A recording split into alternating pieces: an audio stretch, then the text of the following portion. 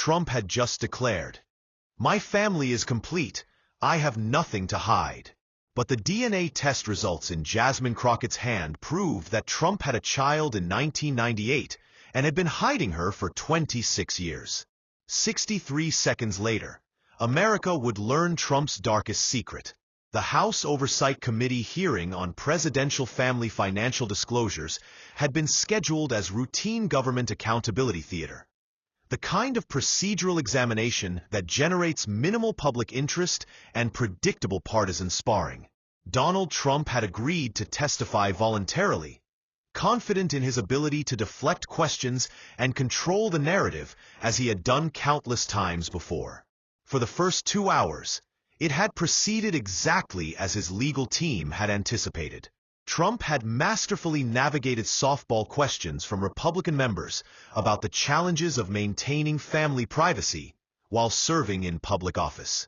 He had deflected Democratic challenges about his business dealings and financial arrangements with his characteristic blend of bluster and evasion. "The fake news media loves to attack my family," Trump had declared during one particularly animated response to Congressman Adam Schiff. "They make up stories, they spread lies, they try to hurt innocent people just to damage me politically." His voice carried the familiar cadence of righteous indignation as he continued, "But the truth is simple. I have a beautiful family.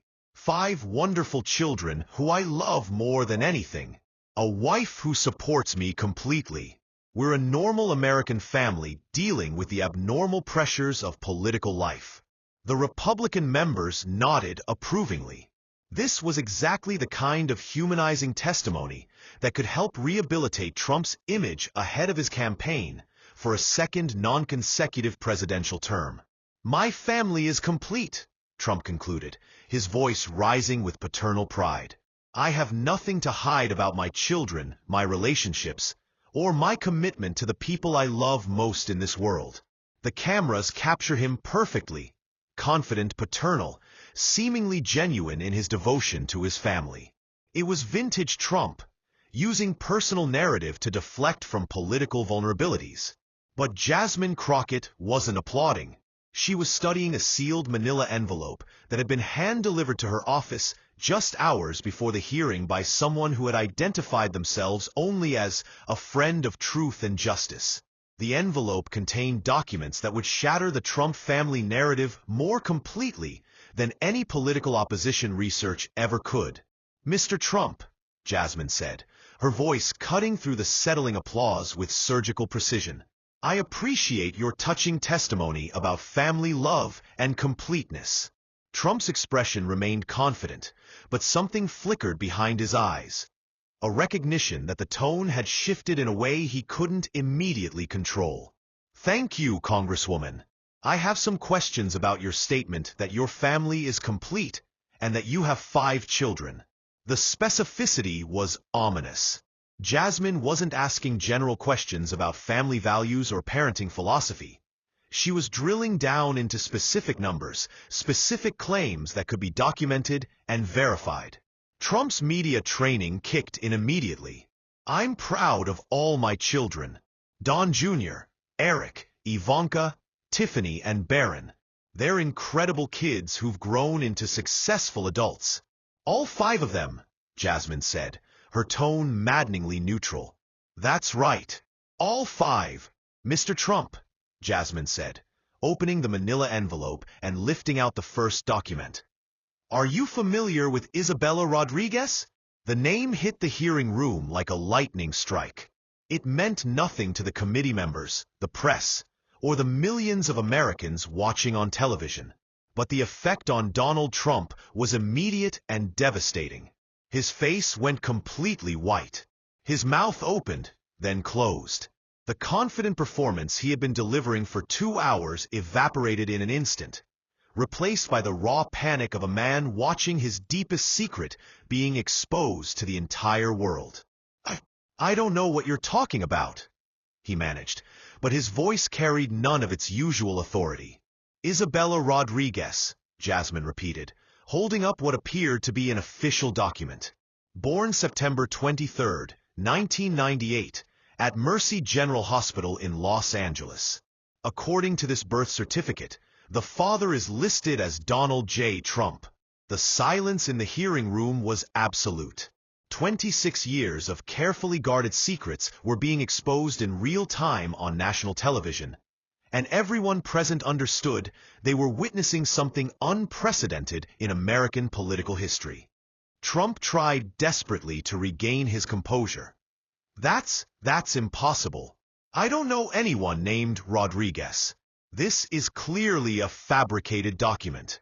Is it? Jasmine interrupted, reaching for another document that made Trump's face go from white to gray. Because this is a DNA paternity test conducted by Cellmark Diagnostics, the same laboratory used by the FBI for criminal investigations. The test results appeared on the committee room's main screen, and their conclusion was unambiguous. Probability of paternity, 99.97%. Donald J. Trump is the biological father of Isabella Rodriguez with virtual certainty. The revelation hit the room like a nuclear bomb. This wasn't speculation or opposition research. It was scientific proof that Trump had fathered a child he had never acknowledged, never mentioned, never included in his public family narrative. Trump's mouth moved, but no sound came out initially. When he finally spoke, his voice was barely above a whisper. These tests can be faked. This is obviously a political hit job. Can they? Jasmine said, reaching for yet another document.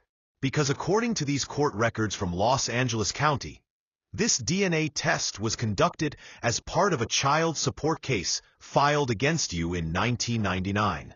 The court documents were devastating in their detail. They showed that Maria Rodriguez, a former Trump Organization employee, had filed a paternity suit seeking child support for her daughter, Isabella. The case had been settled out of court, with terms sealed by a confidentiality agreement. Mr. Trump, Jasmine continued, did you pay child support for Isabella Rodriguez? The question was a trap. Either Trump admitted to paying child support for a child he claimed not to know, or he lied under oath to Congress while documented evidence proved otherwise. Trump chose a third option, complete silence. He sat motionless, his usual combative energy completely drained, his face a mask of shock and defeat. Let me help you with that answer, Jasmine said, lifting another document from her envelope. These are banking records showing monthly payments of $15,000 from Trump Organization accounts to an account designated IR Family Trust, Isabella Rodriguez Family Trust. The banking records appeared on screen, showing a systematic pattern of payments spanning over 2 decades. This wasn't a one-time settlement. It was ongoing financial support for a child Trump had publicly denied existed. The payments, Jasmine continued methodically, began in October 1999 and continued through last month. A total of $3.7 million in child support over 24 years. The numbers were staggering. Trump had paid nearly $4 million to support a child he claimed not to know while building a political brand based on family values and transparency. But Jasmine had saved her most explosive revelation for last. She reached into the envelope and withdrew a small digital device that made Trump's remaining color drain from his face completely. This, she said, is a recording of a phone conversation between you and Maria Rodriguez, dated October 15, 1998, 2 weeks before Isabella's birth. Audio recordings were political weapons of mass destruction. If authentic, they could destroy careers, end political movements, reshape entire narratives about public figures. Trump's hands were now visibly shaking. You can't. That would be illegal without consent. California is a one-party consent state for recording, Jasmine interrupted smoothly. Ms. Rodriguez was within her rights to document conversations about her pregnancy and your response to it. The implication was clear and terrifying for Trump. His own voice, preserved in digital clarity, was about to reveal his response to learning about his 6th child. a response that had apparently been deemed worth preserving by the mother. "Would you like to hear the recording, Mr. Trump?" Trump's mouth moved, but no sound emerged. There was no good answer. Either he agreed to have his private conversation played for the world to hear, or he appeared to be hiding evidence from congressional oversight. Jasmine took the silence as reluctant consent and connected the device to the hearing room's sound system. The audio quality was excellent, clear enough to capture every nuance of tone and inflection.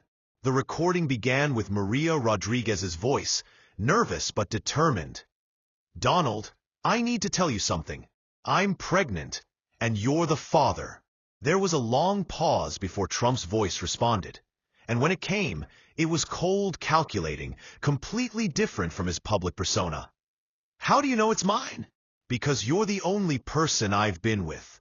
Donald, we need to talk about this. I'm going to have this baby." Another pause, longer this time. When Trump spoke again, his voice carried a tone of barely controlled anger. "Maria, you need to understand something. This cannot become public. This cannot affect my marriage, my business, or my reputation. I'm not asking for anything except recognition. This is your child." "No." Trump's voice cut through her words like a knife. "This child doesn't exist. Do you understand me? As far as the world is concerned, this never happened." The cruelty in his voice was shocking. This wasn't a man grappling with an unexpected pregnancy. It was someone coldly calculating how to eliminate a problem that threatened his image. "Donald, I can't just pretend." "You can and you will," Trump interrupted. "Because if you don't, if this ever becomes public, I'll destroy you. I'll make sure you never work again, never get another job, never have a life outside of welfare and food stamps." The threat was delivered with casual brutality, as if destroying someone's life was just another business decision. "But if you stay quiet," Trump continued, his tone shifting to false reasonableness, "if you keep this our secret, I'll make sure you and the child are taken care of financially. Good money, enough to live comfortably, as long as she never exists publicly." Maria's voice on the recording was barely audible. "You want me to raise your daughter as if you don't exist? I want you to raise her however you want, as long as my name is never mentioned, as long as she never tries to contact me, as long as the world never knows she's mine." The recording continued for several more minutes, with Trump systematically outlining how Maria would be financially supported in exchange for complete silence about his paternity. The arrangement he described was comprehensive and cruel. Ongoing payments to ensure a child's survival while denying her any acknowledgement of her father's identity. When the recording ended, the silence in the hearing room was profound and terrible. This wasn't just about an undisclosed child. It was about the systematic dehumanization of his own daughter for political and personal convenience. Trump sat motionless, his political career dissolving in real time as America heard him casually discussing how to erase a child from existence to protect his reputation. Jasmine spoke into the silence, her voice carrying moral authority that filled the chamber. "Mr. Trump, on this recording, you can be heard threatening to destroy the mother of your child unless she agreed to raise your daughter in secret while you publicly denied her existence." She paused, letting the full weight of the cruelty sink in. Isabella Rodriguez is now 26 years old. She's a graduate student at UCLA studying social work. She specializes in helping children who've been abandoned by their fathers. The irony was devastating. Trump's abandoned daughter had dedicated her life to helping other children who had suffered the same abandonment she had experienced. "She has never met you," Jasmine continued. "She has never spoken to you. She has never received so much as a birthday card or Christmas gift directly from you. For 26 years, she has lived with the knowledge that her father considered her existence shameful enough to hide from the world." Trump's face had crumpled completely. The strong man persona, the successful father image, the family values narrative, All of it was dissolving under the weight of his own recorded words. But Jasmine wasn't finished. She reached into her envelope one final time and withdrew a handwritten letter that made Trump's remaining composure collapse entirely. "This," she said, "is a letter written by Isabella Rodriguez last week. She asked me to read it to you publicly since she's never been allowed to speak to you privately." She began to read. "Dear Father, and yes, I'm going to call you that because it's what you are, whether you acknowledge it or not. My name is Isabella Rodriguez. I'm your daughter. I'm 26 years old, and I've spent my entire life knowing that you were ashamed of my existence. I want you to know that I turned out okay despite your abandonment. I graduated summa cum laude from college. I'm pursuing a master's degree in social work. I volunteer at shelters for homeless children. I've built a life focused on helping people who were thrown away by the adults who were supposed to love them. I want you to know that I never needed your money. My mother worked 3 jobs to support us without touching the payments you sent. That money sits in an account I've never accessed because I didn't want to owe you anything, even survival. I want you to know that I've watched your political career, your claims about family values, your statements about being a devoted father. And I've wondered how someone could speak so passionately about loving children while simultaneously denying the existence of his own daughter. I'm not writing this letter to hurt you or to demand recognition. I'm writing it because I work with abandoned children every day. And I want them to know that they can still build meaningful lives even when their fathers choose politics over parenthood. I forgive you for abandoning me. I forgive you for denying my existence. I forgive you for 26 years of silence. But I don't forgive you for all the other children who will grow up feeling worthless because their fathers think family values are just campaign slogans. You have a granddaughter now. Her name is Sophia. She's 3 years old, and she asks me sometimes why she doesn't have a grandfather like other children. I tell her that some adults are too scared to love, because love requires admitting you're not perfect. I hope someday you find the courage to meet your granddaughter. I hope someday you discover that being a real father is more fulfilling than playing one on television. But mostly, I hope the children watching this understand that their worth isn't determined by whether their fathers acknowledge them. Their value doesn't depend on someone else's courage to love. You gave me life, but you didn't give me love. That's okay. I learned to love myself and others enough to make up the difference. Your daughter, Isabella Rodriguez Trump. The silence that followed was the most profound quiet in congressional history. Not the shocked silence of political scandal, but the heavy stillness of moral reckoning with consequences that went far beyond politics. Trump sat completely still, tears streaming down his face for perhaps the first time in his adult life. The revelation of his abandoned daughter had stripped away every defense, every rationalization, every justification he had built around his choices. Jasmine folded the letter carefully and set it aside. Mr. Trump, you told us your family is complete. But your family has never been complete because you chose to abandon one of your children to protect your image. She stood up, her movement commanding the attention of every person in the room.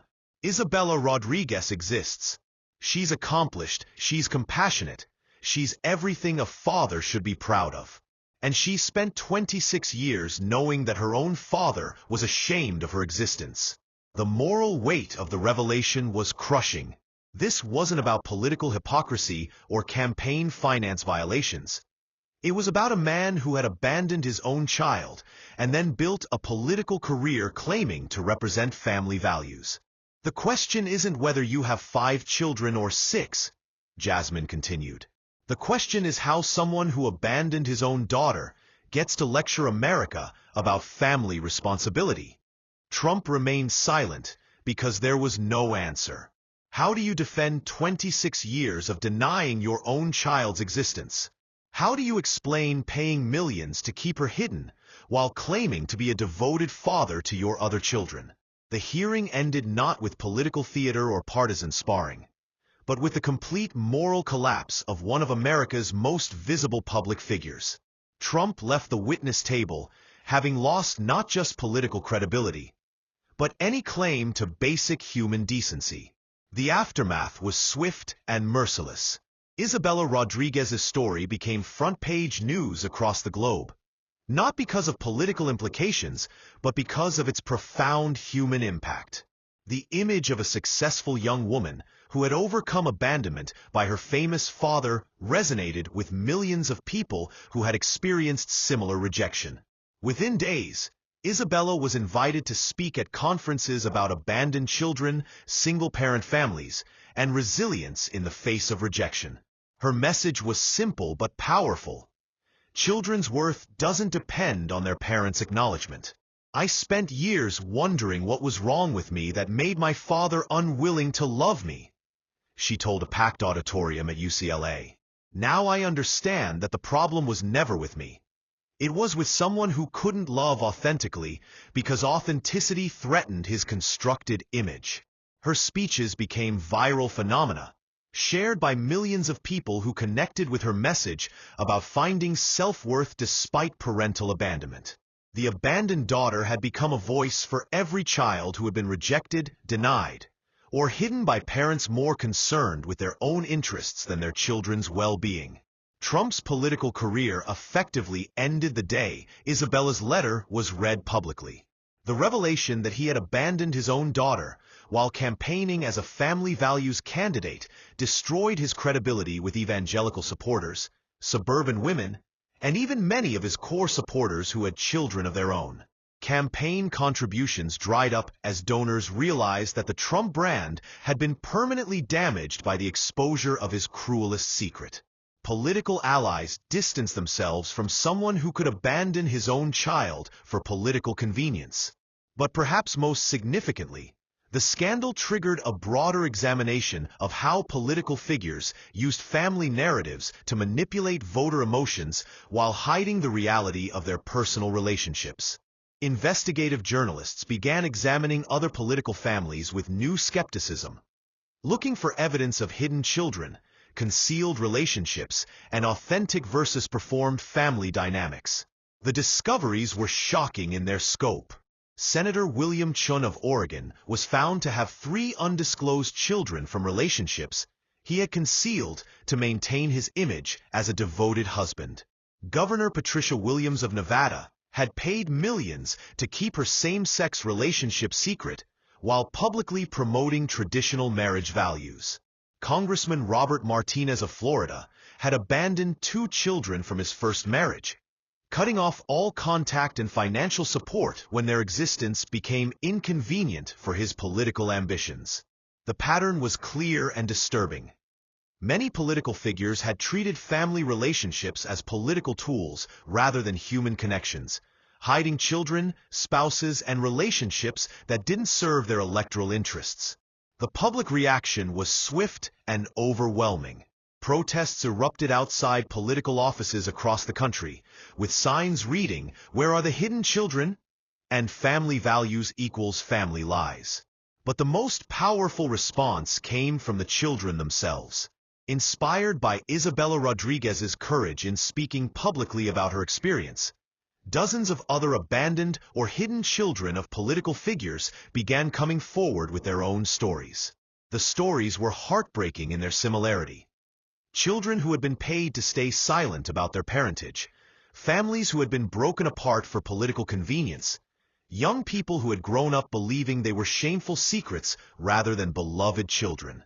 Congress responded with unprecedented legislation requiring political candidates to disclose all biological and adopted children, with criminal penalties for concealing family relationships during campaigns or while serving in office. The Isabella Rodriguez Act, as it became known, established the principle that voters had the right to know the complete truth about their leaders' family relationships, including children who had been abandoned, hidden, or denied. But the law's most important provision created support services for children who had been damaged by their political parents' choices, counseling, education assistance, and legal advocacy for young people whose families had been sacrificed for political ambition. Isabella Rodriguez herself became the first director of the new Federal Office of Political Family Accountability, using her experience as an abandoned child to help others who had suffered similar treatment. No child should have to carry the shame of a parent's political ambitions, she said during her confirmation hearing. No child should grow up believing they're too embarrassing to acknowledge. And no political career should be built on the denial of your own children's existence. Her appointment was confirmed unanimously, with even Trump's former allies acknowledging that she was uniquely qualified to prevent other children from experiencing the abandonment she had survived. 5 years after the congressional hearing that had exposed her existence, Isabella Rodriguez had transformed from a hidden shame into a national symbol of resilience and authentic family values. Her work protecting political children had inspired similar legislation in dozens of states and had fundamentally changed how Americans thought about the relationship between private family life and public service. The man who had abandoned her had lost everything: his political career, his business empire, his freedom after being convicted of multiple fraud charges related to concealing family relationships. But his greatest loss was the opportunity to know his daughter, who had grown into exactly the kind of person any father should be proud to call his child. The 63 seconds that had begun with Trump's confident declaration about his complete family had ended with the revelation of his cruelest secret and most profound failure as a human being. But those same 63 seconds had also begun the healing process for Isabella Rodriguez and countless other children who had been hidden, abandoned, or denied by parents more concerned with their images than their offspring. Sometimes, the exposure of the worst human behavior creates the conditions for the best human responses. Trump's abandonment of his daughter had been cruel and calculated. But the daughter he abandoned had used that cruelty to fuel a lifetime of service to other abandoned children.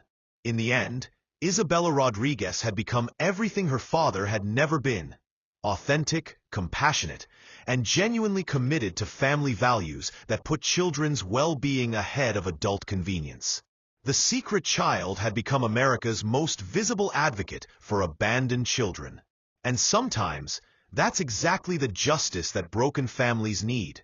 Not revenge against those who hurt them, but the strength to ensure no other children suffer the same abandonment. 63 seconds had revealed Trump's darkest secret, but they had also revealed his daughter's brightest light. And in the end, the light had proven stronger than the darkness that had tried to hide it.